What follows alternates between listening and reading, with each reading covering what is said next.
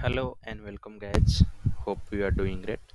So in this video today we will be discussing around activity format, that is single activity format of course in Moodle.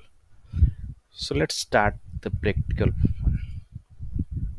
So for this you have to come under my courses. You can see the list of courses. You can add new courses. You can put here a course name, let's say single activity course. Add my for this my single activity course. Put the course short name this, and here in the course format you see the list like card format, single activity format, social format, topic format, weekly format. So pick this one, single activity format. So the moment you pick this one, your page will be reload and all the activity type that is installed in your LMS will be available here. Which activity you want to create? If you want to create assignment, book, chat, choice, database, feedback, forum. Let's suppose I want to create a forum for now, and click on save and continue.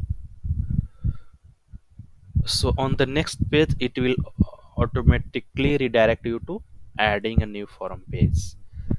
So forum, you can put the title here, description, let everything be default, click on save.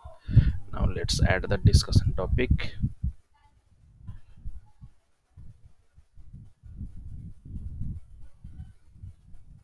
My first discussion topic, click post to forum.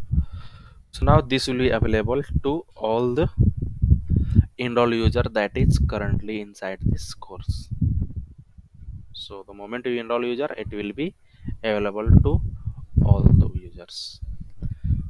So let's come to this course and see how it appears. If you click on this course, it only show you activity. That means there will not be any additional steps. It will directly take you to that activity. Clear? So when to use this single activity course? Whenever you want only one activity inside your course, it is better to use this single activity course. Yeah. So keep trying with your LMS to teaching your learners. Thank you and have a great day.